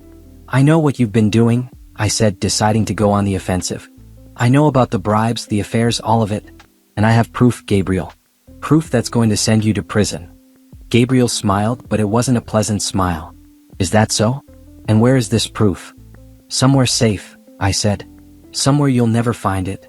We'll see about that, Gabriel said, and he started walking toward me. I backed away, but there was nowhere to go. I was trapped in the kitchen with Gabriel between me and the exit. And I could see in his eyes that he was done playing games. Done being patient. He was going to make me tell him where the evidence was, and he wasn't going to be gentle about it. I'd pushed him too far. And now I was about to pay the price. Gabriel advanced slowly, deliberately, like a predator stalking prey. I backed up until I hit the kitchen counter, trapped with nowhere to go. You think you're clever, Gabriel said, his voice eerily calm. You think you can outsmart me. But I've known something was wrong for days. I just needed to figure out what you were planning. Stay away from me, I said, trying to sound braver than I felt. Or what? Gabriel laughed. You'll call the police? Go ahead. Call them. They'll believe me over you just like everyone always does. I'm Gabriel Thornton, respected businessman and pillar of the community. You're just my troubled wife who's been acting erratically. He was right that people would believe him. That's what made him so dangerous. But he was wrong about one thing. I already gave everything to the police, I said. Every document, every photo, every piece of evidence. They have it all, Gabriel. Your life is over. For the first time, I saw real fear flash across his face. But it was quickly replaced by rage. You're lying, he said. You're bluffing to protect yourself. Am I? I pulled out Rochelle's phone and held it up. Detective Brian Foster has everything. He's probably meeting with the district attorney right now, getting an arrest warrant. You're done, Gabriel. It's over. Gabriel's hand shot out and grabbed the phone from me, throwing it against the wall. It shattered, pieces scattering across the floor. Nothing is over, Gabriel said. Not until I say it is. You've made a mistake, Rochelle. Big mistake. And now you're going to fix it. I can't fix it, I said. Even if I wanted to. The police have the evidence. There's nothing I can do. Then you're useless to me, Gabriel said, and his hand wrapped around my throat. I'd known this moment might come. Rochelle had warned me about Gabriel's violence, about how he lost control when cornered. But knowing something intellectually was different from experiencing it. His grip tightened, cutting off my air. I clawed at his hand, trying to break free, but he was stronger than me. Black spots danced at the edges of my vision. Then suddenly he released me. I collapsed against the counter, gasping for air, my throat burning. I could kill you right now, Gabriel said conversationally. I could make it look like an accident. Grieving husband finds his wife dead in the kitchen. Tragic accident. Everyone feels sorry for me. They'd know, I managed to say. They'd investigate. Maybe, Gabriel said. But I'd have time. Time to destroy evidence, time to get my story straight, time to disappear if I needed to. The question is that really what you want? You dead, me possibly free, and your sister left wondering what happened to you? My sister. He thought I was Rochelle. He still didn't know about the swap. That gave me an idea. A desperate, risky idea. I'll make you a deal, I said, my voice hoarse from where he'd choked me. You're in no position to make deals, Gabriel said. Just listen, I said. You're right that killing me would cause problems. Too many questions, too much investigation. But if I disappear voluntarily, if I leave and never come back, that's different. That's just a wife who left her husband. Gabriel studied me suspiciously. Why would you offer that? Because I'm scared, I said, which was at least partially true. I'm scared of what you'll do to me. I just want to get away from you, start over somewhere else. You let me go and I'll disappear. I'll never testify against you, never talk to the police again. You already gave them evidence, Gabriel said. Evidence they can't use without my testimony, I lied. I'm the source. Without me to verify where it came from, it's just random documents that could have been faked. You know how the legal system works, Gabriel. You need witnesses. I could see him considering it. He wanted to believe there was a way out of this, a way to salvage his life. You'd really do that? He asked. Just disappear? Yes, I said. I'll pack a bag, leave right now, and you'll never see me again. All I want is my life, Gabriel. That's all I've ever wanted. Gabriel was quiet for a long moment. Then he nodded slowly. Fine. Pack a bag. You have 10 minutes. And Rochelle? If you ever come back, if you ever try to testify against me, I will find you. I will make you sorry you were ever born. Do you understand? I understand, I said. I went upstairs on shaking legs, my mind racing. I didn't actually plan to disappear. Detective Foster had the evidence he needed. But I needed to get out of this house before Gabriel changed his mind, before he decided killing me was safer than letting me go. I grabbed a bag and threw in some clothes, toiletries, anything I could grab quickly. I was almost at the bedroom door when Gabriel appeared, blocking my exit again. "One more thing," he said. "Your phone. Give it to me." "You already destroyed it," I said. "The other one," Gabriel said. "The one you've been hiding. I know you have a second phone, Rochelle." "I'm not stupid." My heart sank. The phone was in the guest bathroom, hidden behind the toilet. If Gabriel found it, he'd see the messages to Detective Foster, proof that I'd been planning this for weeks. "I don't have another phone," I said. "Don't lie to me," Gabriel said. "Not now. Give me the phone or the deal is off." I had no choice. I retrieved the phone from the bathroom and handed it to Gabriel. He scrolled through the messages, his face darkening with every word he read. "Detective Foster," he said slowly. "Brian Foster. I know him. He investigated a case I was involved in years ago, tried to find evidence of bribes. He never could prove anything." He looked at me with new understanding. "This has been planned from the beginning. You've been setting me up, gathering evidence, building a case. How long, Rochelle? How long have you been plotting against me?" "Long enough," I said quietly. Gabriel's fist hit me before I saw it coming. Pain exploded across my cheek and I fell to the floor. He kicked me in the ribs and I curled up instinctively, trying to protect myself. "You thought you could destroy me," Gabriel said, punctuating each word with another kick. "You thought you were smart enough, strong enough. But you're nothing. You're nobody. And nobody is going to believe you." Through the pain I managed to speak. "I'm not Rochelle." Gabriel stopped, his foot raised for another kick. "What?" "I'm not Rochelle," I said again, pushing myself up to sitting. My ribs screamed in protest, and I could taste blood from where my teeth had cut the inside of my cheek. "I'm her sister Renee. We swapped places 3 weeks ago." Gabriel stared at me like I'd lost my mind. "You're lying." "Look at me," I said. "Really look. I'm not your broken wife. I never was. Rochelle is safe, somewhere you'll never find her. And I've been here gathering evidence against you because you're an abusive, criminal monster who deserves to rot in prison." Understanding dawned on Gabriel's face, followed by absolute fury. "You switched places. You've been pretending to be my wife for 3 weeks." "That's right," I said. "And I got everything I needed to destroy you. Every document, every photo, every piece of evidence. Detective Foster has it all, and Rochelle is ready to testify about years of abuse." "You're finished, Gabriel." For a moment I thought he was going to kill me right there. The rage on his face was terrifying. But then something changed. He stepped back and his expression became calculating. "This is even better," he said slowly. "You're not Rochelle. You're an imposter who broke into my home, impersonated my wife, accessed my private documents without permission. That's identity theft, breaking and entering, possibly espionage. The police will arrest you, not me." I hadn't thought of that. He was right. What I'd done was technically illegal. I'd entered his home under false pretenses, accessed his private files, impersonated someone else. Even if I had good reasons, even if I was protecting my sister, Gabriel could spin this to make me look like the criminal. "Doesn't matter," I said, though my confidence was wavering. "The evidence is real. What you did to Rochelle is real.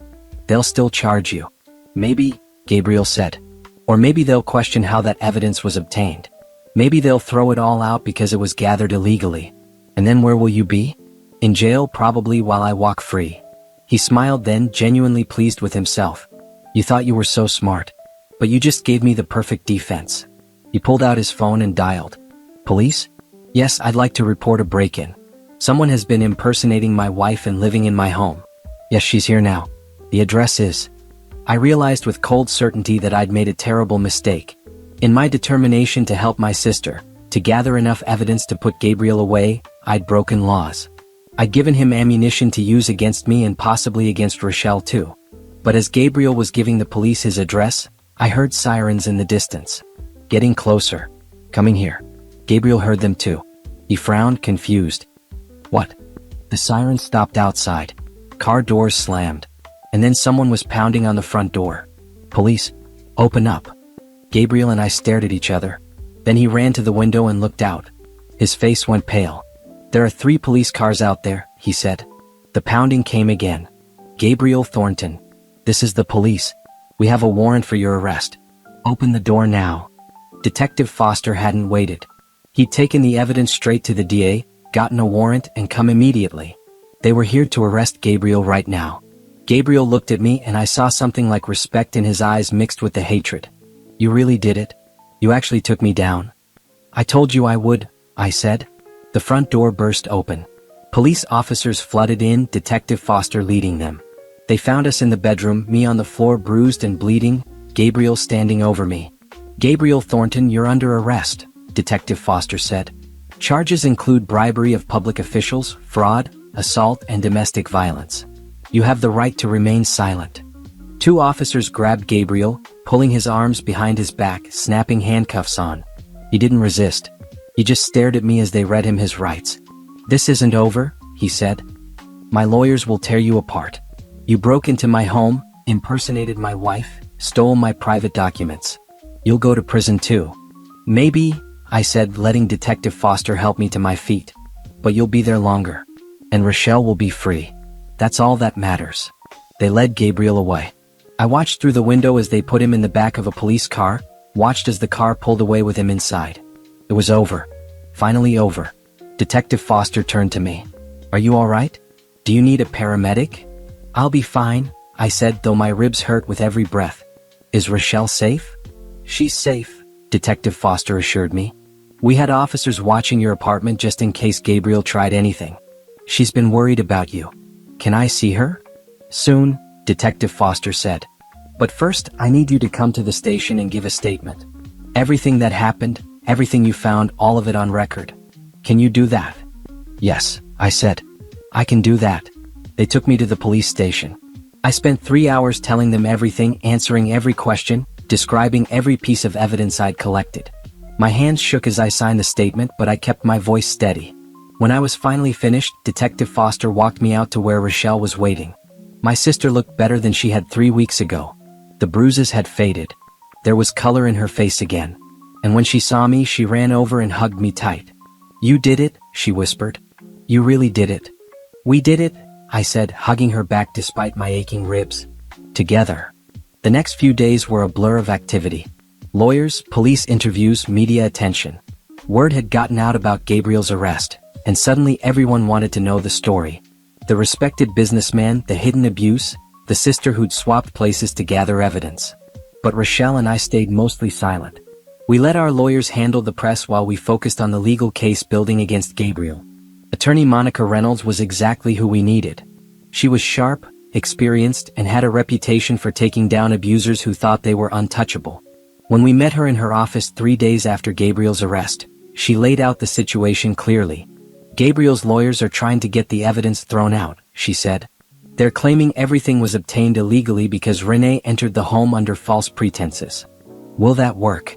Rochelle asked nervously. No, Monica said firmly. First, you had every right to give your sister access to your home. You're married to Gabriel, your name is on the deed, and you authorized Renee to be there. That covers the breaking and entering claim. What about the impersonation? I asked. Gabriel said I committed identity theft. You were impersonating your own sister, who gave you permission to do so, Monica said. That's not illegal. Weird, yes, but not illegal. And more importantly, Gabriel's abuse of Rochelle is well documented. The journal, the medical records, the photographs. That's evidence that exists independent of anything you found in his office. She pulled out a folder and opened it. The financial crimes are trickier. Some of the evidence you gathered from his office might be challenged. But here's what Gabriel's lawyers don't know yet. When Detective Foster got the warrant to search Gabriel's home and office, they found additional evidence. The safe you mentioned? They opened it. Found cash, more incriminating documents, and another burner phone with even more damaging texts. So the case is solid? Rochelle asked. Very solid, Monica said. Gabriel is looking at multiple felony charges. Bribery, fraud, assault, domestic violence. We're talking years in prison, maybe decades. His lawyers know this. That's why they're trying to attack the evidence collection instead of defending against the charges themselves. Over the next week, more details came out. The district attorney held a press conference announcing the charges against Gabriel Thornton. 3 counts of bribery. 7 counts of fraud. Multiple counts of assault and domestic violence spanning 5 years. The news coverage was intense. Gabriel's business partners were interviewed. His friends claimed they never suspected anything. Neighbors said they'd heard arguments but never knew how bad it was. Everyone had an opinion, a theory, a judgment. But what mattered most was what came out during the investigation. Other victims came forward. Women Gabriel had dated before Rochelle. All of them told similar stories of control, manipulation, violence. The pattern was clear and undeniable. And Gabriel's business dealings were worse than I'd even suspected. The Mitchell Street project was just the tip of the iceberg. Gabriel had been bribing officials for years, cutting corners on safety regulations, falsifying documents. One building he'd renovated had structural problems that could have collapsed and killed people. He'd paid off inspectors to overlook the issues. "He's a monster," Rochelle said one night as we watched the news coverage together. "I knew he was abusive, but I didn't know about the rest of it. All those people he put at risk just to make more money." "You couldn't have known," I said. "He hid it from everyone, even his business partner." Frank, Gabriel's former partner, had come forward too. He testified that Gabriel had been hiding deals from him, making decisions without consultation, taking risks that violated their partnership agreement. Frank had been suspicious for months but couldn't prove anything until the police investigation revealed everything. The preliminary hearing was set for 2 weeks after Gabriel's arrest. Rochelle and I sat in the courtroom, watching as Gabriel was led in wearing an orange jumpsuit, his hands cuffed. He looked smaller somehow, diminished without his expensive suits and confident smile. His lawyers tried every argument they could think of. The evidence was obtained illegally. The charges were based on circumstantial information. The witnesses were unreliable. But Judge Patricia Martinez wasn't buying any of it. "Mr. Thornton," the judge said after hearing both sides, "the evidence against you is substantial and credible. The charges will proceed to trial. Bail is denied. You'll remain in custody until the trial date." Gabriel's face went white. "Your Honor, I'm not a flight risk. I have a business to run, obligations."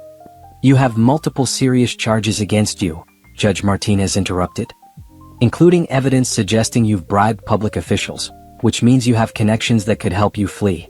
Bail is denied." They led Gabriel out, and I saw him glance back at Rochelle one time. There was no remorse in his eyes, no apology. Just cold anger that he'd been caught. The trial was set for 3 months later. That gave us time to prepare, time for Rochelle to work with Dr. Helen Price, a therapist specializing in domestic violence survivors. Time for me to heal from my injuries and deal with my own emotions about what had happened. Those 3 months were hard but necessary. Rochelle had nightmares about Gabriel, fears that somehow he'd get out, that he'd come after her. Dr. Price helped her process years of trauma, helped her understand that none of it was her fault. "He chose to hurt you," Dr. Price explained in one session I attended with Rochelle. "Nothing you did caused his violence. Nothing you could have done differently would have stopped it.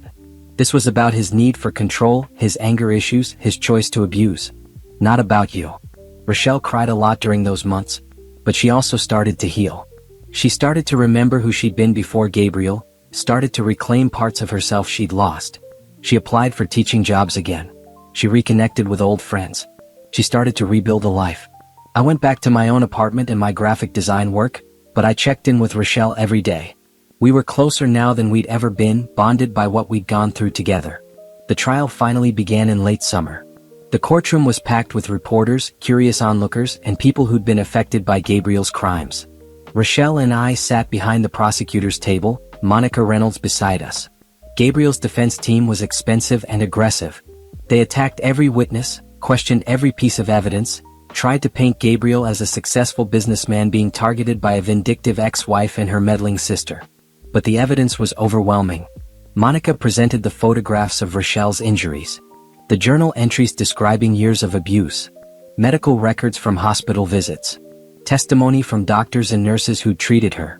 Then came the financial crimes, the emails discussing bribes, bank statements showing suspicious cash withdrawals, testimony from Jay Morrison, the city official Gabriel had been bribing, who'd agreed to testify in exchange for a reduced sentence.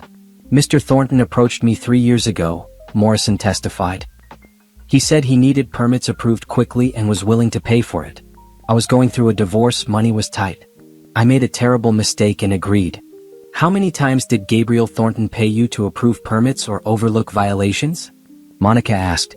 "At least 15 times over 3 years." Morrison said. Probably more. Sometimes it was for his own properties. Sometimes it was for other developers who paid him, and he'd pass along some of the money to me. The defense tried to discredit Morrison, suggesting he was lying to reduce his own sentence. But the paper trail backed up every word he said. Then came the testimony from Gabriel's other victims. 4 women, all of whom had dated Gabriel before he married Rochelle. All telling similar stories. He seemed perfect at first, one woman said. Charming, successful, attentive. But gradually he became controlling. He wanted to know where I was every moment. He got angry if I talked to other men, even just friends or co-workers.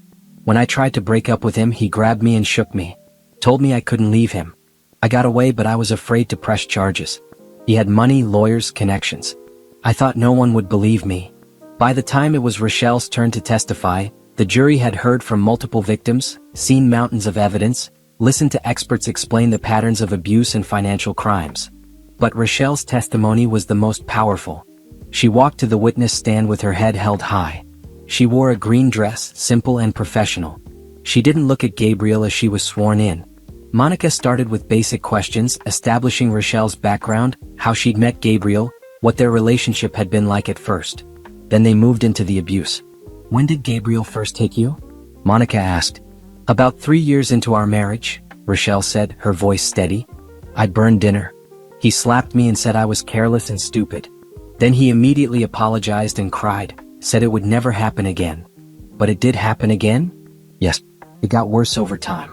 The violence escalated, and he started controlling everything.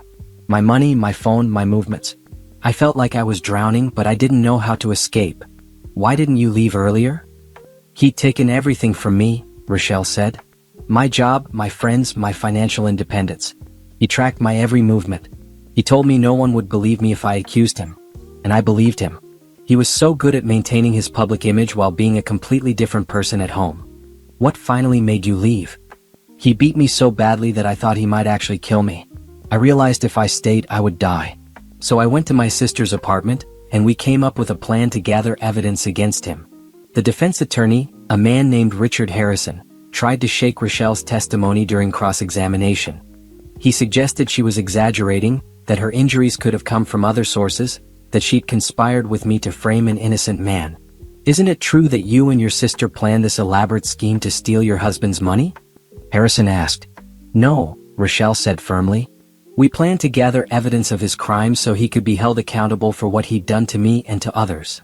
But you admit your sister impersonated you, entered Gabriel's home under false pretenses, accessed his private documents without permission? My sister entered my home, which I have every right to allow, Rochelle said. She gathered evidence that my husband was beating me and committing financial crimes. She did what I couldn't do myself because I was too afraid and too broken down. Harrison tried several more times to discredit Rochelle, but she didn't waver. She answered every question calmly, honestly, without exaggeration. By the time she stepped down, I could see several jurors wiping their eyes. I testified next, explaining the sister swap, what I'd found in Gabriel's office, how I'd documented everything. Harrison attacked me too, suggesting I was a publicity seeker, that I'd broken laws, that my testimony couldn't be trusted. Did you break into Gabriel Thornton's office? He asked. I entered my sister's home with her permission, I said. As her identical twin, I looked exactly like her. I was gathering evidence of crimes being committed against her and by her husband. Crimes you allege, Harrison said. But you're not a police officer. You're not a lawyer. What gave you the right to take this into your own hands? The right to protect my sister, I said. The right to help someone who was being abused and had no way out. If you'd seen Rochelle the night she showed up at my door, covered in bruises, terrified for her life, you'd understand why I did what I did. The trial lasted 2 weeks. Both sides presented their cases, called their witnesses, made their arguments. Then it went to the jury. They deliberated for 3 days. 3 long days where Rochelle and I waited, hoped, prayed that justice would be served. 3 days of wondering if Gabriel's expensive lawyers had created enough doubt, if his carefully maintained image would protect him one more time. On the 3rd day, the jury reached a verdict. We all filed back into the courtroom. Gabriel was brought in, his face blank and unreadable. The judge asked the jury foreman to stand. On the charge of bribery in the 1st degree, how do you find? Guilty. On the charge of fraud in the 1st degree, how do you find? Guilty. On the charge of assault in the second degree, how do you find? Guilty. Guilty. Guilty. Guilty. For every charge, for every crime, for every victim. The jury had seen through Gabriel's facade and found him guilty of everything. Rochelle grabbed my hand and squeezed tight. I looked over at Gabriel. His blank expression had cracked. He looked shocked, like he truly couldn't believe this was happening to him. Judge Martinez set sentencing for 2 weeks later. Gabriel was led away and Rochelle and I walked out of the courtroom into a crowd of reporters. How do you feel about the verdict? One asked. Relieved, Rochelle said simply. Justice has been served. We went back to my apartment and celebrated quietly. Just the two of us, eating takeout and watching mindless television. We didn't need fanfare or parties. We just needed to know it was truly over. 2 weeks later, we returned for sentencing.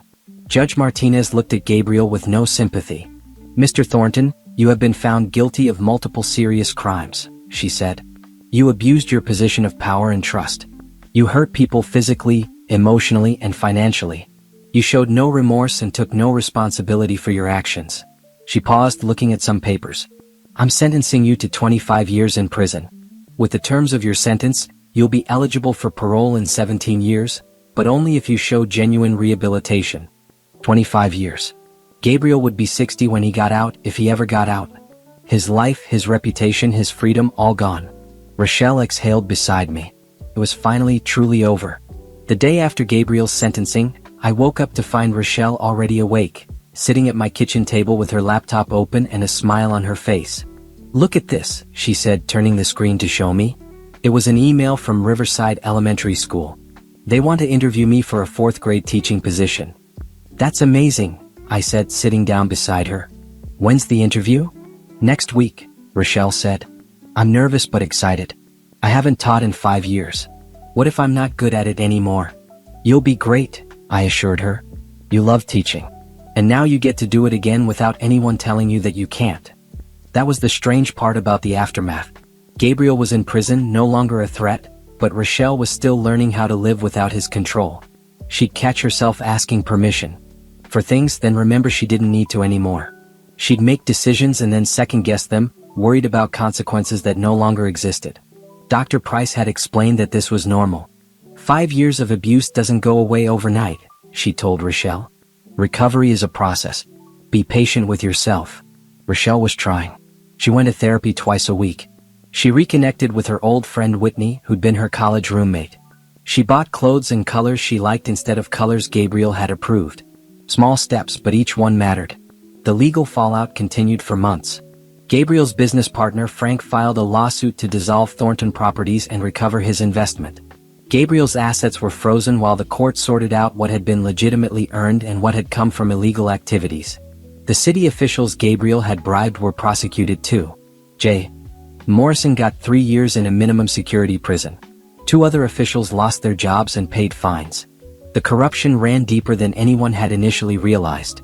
Building inspectors went back and examined every property Gabriel had developed. 3 buildings had serious safety violations that had been overlooked. Owners had to make expensive repairs. Some talked about suing Gabriel's estate, though there wasn't much left after legal fees and restitution payments. Gabriel's social circle abandoned him completely. The people who'd praised him at business dinners, the associates who'd considered him a friend, all distanced themselves once the truth came out. No one wanted to be associated with an abuser and a criminal. Rochelle and I attended a support group for domestic violence survivors.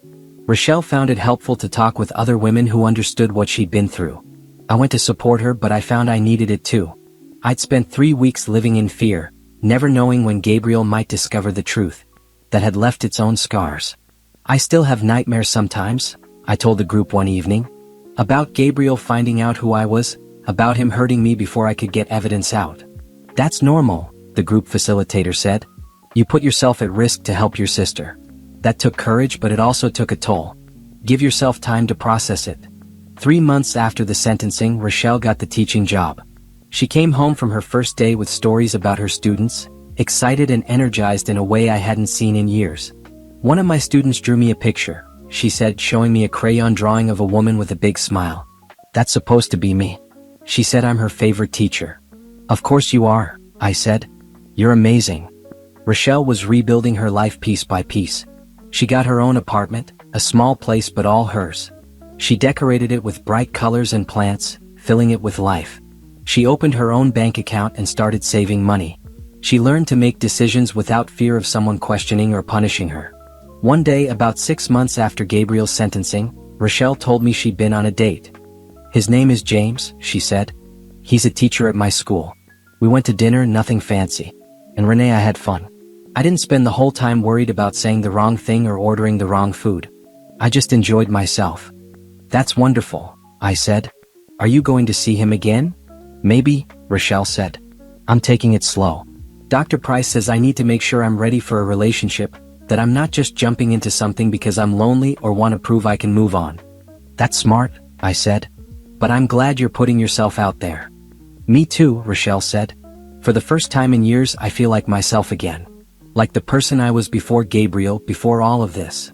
The legal proceedings finally wrapped up nearly a year after Gabriel's arrest. His business assets were liquidated. Some money went to pay fines and restitution. Some went to victims and civil suits. What little remained was split between creditors. Rochelle was legally divorced from Gabriel. She'd filed the papers while he was awaiting trial, and he hadn't contested it. By the time the divorce was final, Gabriel was in prison and Rochelle was already building a new life. We heard through Monica Reynolds that Gabriel had been moved to a medium-security prison upstate. He tried to appeal his conviction, claiming ineffective counsel and tainted evidence, but every appeal was denied. The verdict stood. The sentence stood. "How's he doing in there?" Rochelle asked Monica during one final meeting. "Not well from what I've heard," Monica said. "Gabriel's used to being in control, being respected. Prison doesn't work that way. He's just another inmate now." "Good," Rochelle said simply. I understood the sentiment. Gabriel had made Rochelle's life a living hell for 5 years. Knowing he was suffering even a fraction of what she'd endured felt like justice. But more than that, knowing he was locked away meant Rochelle was safe. She could move forward without fear. She could heal without looking over her shoulder. That was worth more than any revenge. A year after Gabriel's sentencing, Rochelle's relationship with James had gotten serious. He was kind, patient, understanding about her past without pitying her. He treated her with respect and care. I liked him immediately. "He's nothing like Gabriel," Rochelle told me. "James actually listens when I talk. He asks my opinion on things. He doesn't try to control me or tell me what to do. It's so different." "That's how relationships should be," I said. "Equal. Respectful. Based on trust, not control." "I know that now," Rochelle said. "I didn't before. I thought Gabriel's behavior was normal at first, then I thought it was my fault. But now I understand that none of it was normal or okay." We also heard about Gabriel's former victims. One of the women who'd testified, a woman named Catherine who'd dated Gabriel before Rochelle, had started a support organization for domestic violence survivors.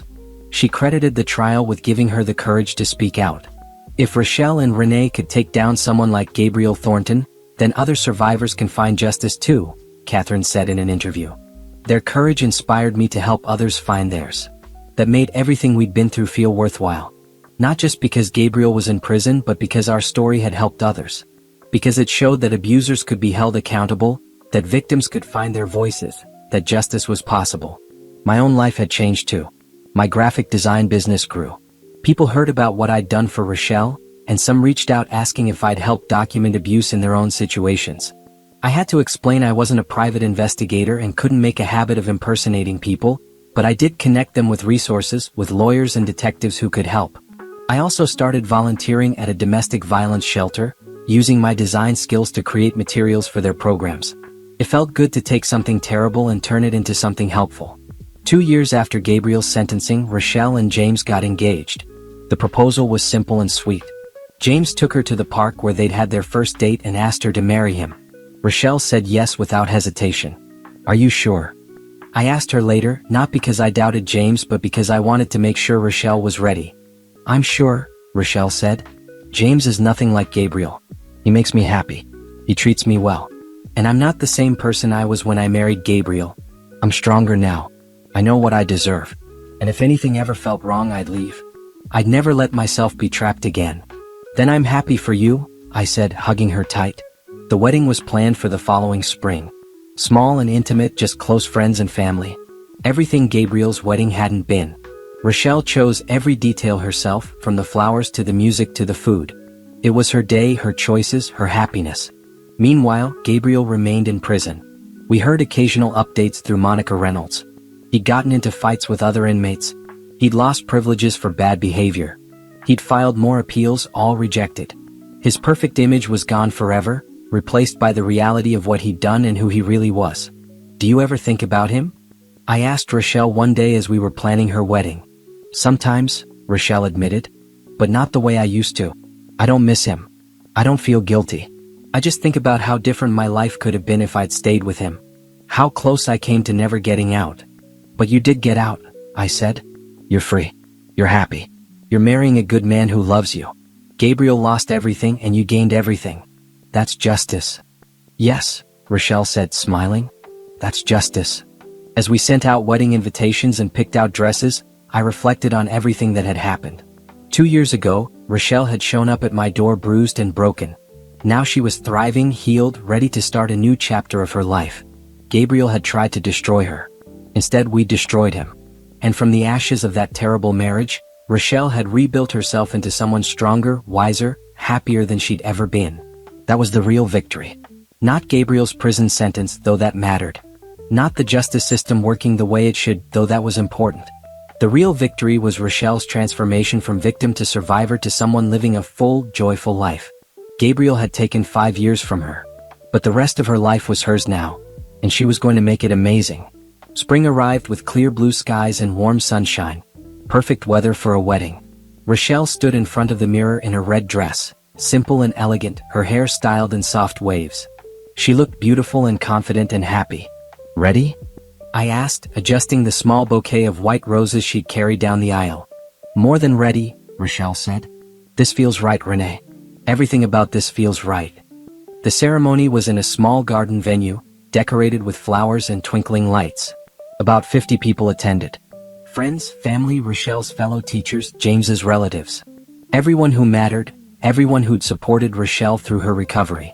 I walked down the aisle first as the maid of honor, wearing a maroon dress that complemented Rochelle's red one. Then came Rochelle, walking alone because she'd insisted she didn't need anyone to give her away. She was giving herself to James, freely and fully, not because someone was handing her over but because she chose it. James stood at the altar watching Rochelle approach, and the love on his face was unmistakable. This was what a healthy relationship looked like. Mutual respect, genuine affection, equal partnership. The ceremony was short and sweet. Traditional vows with a few personal touches. When they kissed, everyone applauded. Rochelle and James walked back down the aisle hand in hand, both grinning like they couldn't contain their joy. The reception was held in the same garden. Tables set up under a tent, music playing, food being served. I gave a toast as maid of honor, talking about Rochelle's strength and resilience, about how proud I was of everything she'd overcome. My sister faced unimaginable challenges, I said, raising my glass. But she never let them defeat her. She fought back, she healed, and she chose to love again. That takes courage. That takes hope. Rochelle, you inspire me every day. And James, thank you for seeing how special she is and treating her the way she deserves to be treated. To the happy couple. Everyone drank and cheered. Rochelle wiped tears from her eyes, happy tears this time. Later, as the party wound down and guests started leaving, Rochelle and I found a quiet moment together. Thank you, she said. For everything. For believing me when I told you about Gabriel. For coming up with a plan to gather evidence. For risking yourself to help me. I wouldn't be here without you. You'd have found another way, I said. You're stronger than you think. Maybe, Rochelle said. But having you with me made all the difference. You gave me hope when I'd lost it. You reminded me that I deserved better. You helped me get free. We hugged, both of us crying a little. 2 years ago, we'd been fighting for Rochelle's life and freedom. Now we were celebrating her new beginning. The journey had been hard, but we'd made it through together. The following week, Rochelle and James left for their honeymoon. 2 weeks in Hawaii, just relaxing and enjoying being together. While they were gone, I worked on expanding my graphic design business and continued my volunteer work at the domestic violence shelter. I'd been asked to speak at events occasionally, sharing Rochelle's story and talking about how to identify and escape abusive relationships. It was hard sometimes, reliving those 3 weeks I'd spent pretending to be her, remembering Gabriel's violence and control. But if sharing our story helped even one person, it was worth it. When Rochelle and James returned from their honeymoon, they settled into their new life together. They bought a small house, nothing fancy but all theirs. Rochelle continued teaching. James coached the middle school soccer team. They had game nights with friends, took weekend trips, lived a normal, happy life. One evening about 3 months after the wedding, Rochelle called me sounding excited. "I have news," she said. "We're pregnant." I screamed with joy, startling everyone in the coffee shop where I was working. "Oh my goodness, Rochelle. That's incredible. How far along?" 8 weeks, Rochelle said. "I just found out today.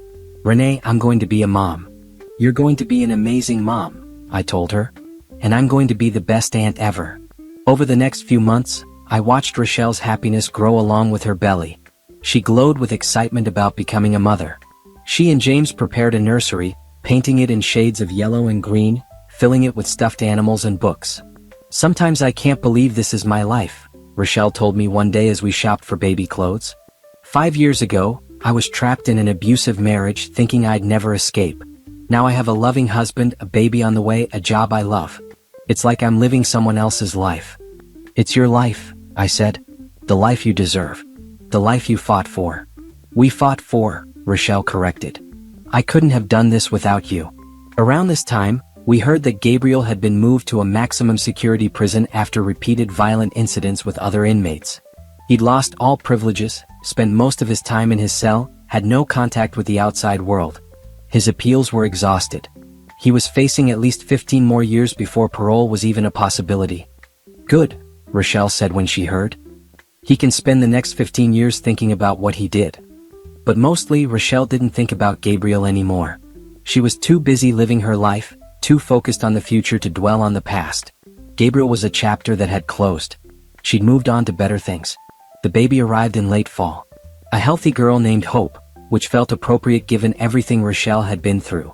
I was there when Hope was born, standing beside James as Rochelle brought her daughter into the world. When the nurse placed Hope in Rochelle's arms, my sister looked at her baby with such pure love that I started crying. This was what Gabriel had tried to take from her. The chance to be happy, to love, to create new life. But he'd failed. Rochelle had survived and built something beautiful. "She's perfect," Rochelle whispered, touching Hope's tiny hand. "She is," James agreed, kissing Rochelle's forehead. "Just like her mother." I took photos of the new family, capturing that moment of pure joy.